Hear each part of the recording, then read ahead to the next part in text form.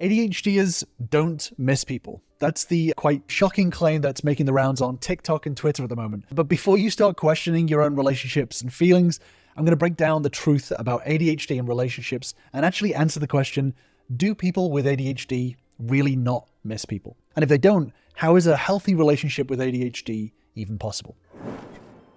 So as you may have noticed, TikTok is full of ADHD experts spreading some pretty tenuous facts faster than you can scroll. This means that there is a lot of information that sounds true, but actually isn't. And now that there's this idea that ADHD means you're emotionally detached and you don't care about your partner. But here's the surprising thing. It couldn't be any further from the truth. ADHD is a complex neurodevelopmental disorder, not some trendy label to bandy about. And it definitely doesn't mean that ADHDers are incapable of missing people or forming deep emotional bonds. The reality is people with ADHD feel emotions just as strongly as anyone else, and sometimes even more intensely. But they absolutely do miss people that they care about. So I want to set the record straight and debunk some of this nonsense. So the idea that people with ADHD don't miss people stems from the idea that people with ADHD don't have what's called object permanence. So object permanence is a concept to describe how babies learn that objects still exist even when they can't see them. And for adults, that's pretty obvious, right? Just because your phone is in your pocket, it doesn't mean that it's disappeared into thin air. But for babies, it takes time to develop that understanding, which is why when you play peekaboo with them, they lose their goddamn mind. Now, here's where it gets interesting for ADHD. You might have heard the claims that people with ADHD lack object permanence, that whole out of sight, out of mind thing, but it's not actually accurate. People with ADHD don't actually believe that objects or people stop existing when they're not around. People with ADHD have object permanence. The challenge is, as ADHDers, that we can struggle to keep those things actively in our conscious thoughts. This is because ADHD affects what's known as working memory, and this holds and processes information that is needed within a certain moment. It works like computer RAM. And just like computer RAM, if you leave too many tabs open and programs running and tasks happening in the background, it's going to slow down.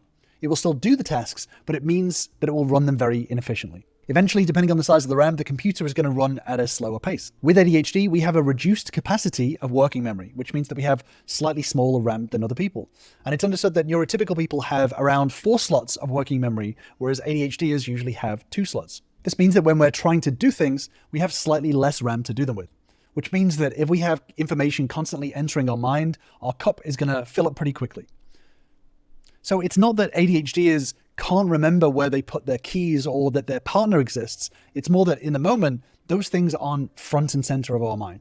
So yes, maybe we forgot to text back or misplace our wallet or whatever it is, but it's not because of some fundamental problem with object permanence. We understand that objects still exist when we're not looking at them. So in fact, using the term object permanence for the struggle with working memory for ADHD is actually really misleading, and it implies a much deeper cognitive issue than what's really going on. At the end of the day, it's important that we're not letting pop psychology terms overshadow the real experiences of people with ADHD. So throwing around object permanence without really understanding it just adds to the misconceptions. So do people with ADHD miss people? Well, yes, of course we miss people. We still have emotions, we still have attachments. It's just that our working memory sometimes doesn't always keep people at the front and center of our minds. We are having challenges with other things that are immediately in front of us. So it's not that we forget our partners exist or that we don't care about our partners. It's just that things that are more immediate take priority and other things that aren't immediately needed fall by the wayside until we think about them again. And it's important to really highlight the impact of social media on understanding relationships and mental health in general. So let's talk about how social media is doing a number on our understanding of ADHD and relationships. If you scroll through TikTok or Twitter for 5 minutes, you'll see videos claiming all sorts of random behaviors are actually signs of ADHD or narcissism or borderline personality disorder. But guess what? Those tiny behaviors they're talking about, they're normal human stuff. Everyone does get distracted. Everyone forgets to call. Everyone has toxic reactions. All of these things are still part of normal human beings. So people without ADHD forget things. People who are narcissistic have incredibly toxic reactions. And social media has this way of pushing ideas that everything we do has a hidden deep meaning. Like if someone doesn't text back and expanding that out into how they're narcissistic or sociopathic, or because they're emotionally detached. And it's problematic because these small micro behaviors get stretched out and inflated to incredible levels.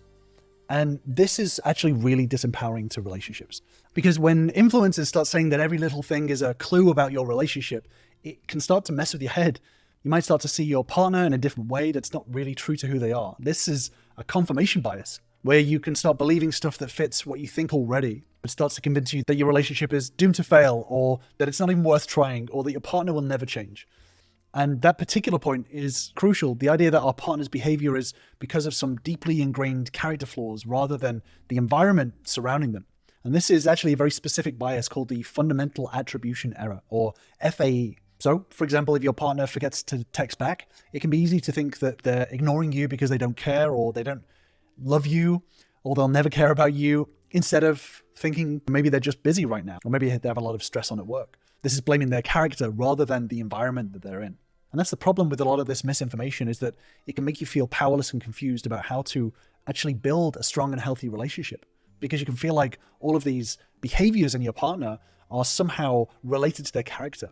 And when it feels like it's deeply ingrained within them, then it can feel like you have no influence on them and they'll never change and your relationship is kind of doomed. And as a consequence of this, instead of taking the time to understand your partner better and work on overcoming the issues and challenges that you have, you might actually get stuck on these misleading ideas, these seeds in your mind from social media. So the next time you see a post or video trying to tell you that your partner's actions mean some hidden thing, take a step back and ask yourself, am I simply looking for things that already confirm my own emotions or worldview, or am I looking for the truth? So when it comes to ADHD, you might be wondering, can people with ADHD really have healthy, meaningful connections? How does ADHD actually impact relationship dynamics?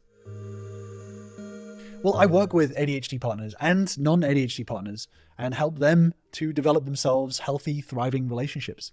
And although ADHD relationships can have more nuanced challenges, these challenges are not worse than any other relationship out there. We are often sold this fairy tale idea that compatibility is a prerequisite for relationships. We're holding out hope for our soulmate or the one, but actually compatibility is the result of relationships. Relationships are a skill, not luck. Relationships develop into compatibility. And if you do want to deeper dive into all of this and have the chance to work with me directly to turn your relationship around, then you can join me on my free relationship bootcamp, where I dig into what actually matters and how to turn around your relationship and turn it into a healthy, thriving relationship. So yes, ADHD brains might work a little differently when it comes to relationships, but the key is understanding the individual with ADHD and understanding relationship dynamics and developing the strategies that work for you as a couple. So with ADHD, maybe that means setting reminders for important dates, or developing systems for regular check-ins to stay connected, or maybe it means just being a little extra patient with each other. But there's plenty of experts that agree that ADHD is not a barrier to a lasting, healthy relationship.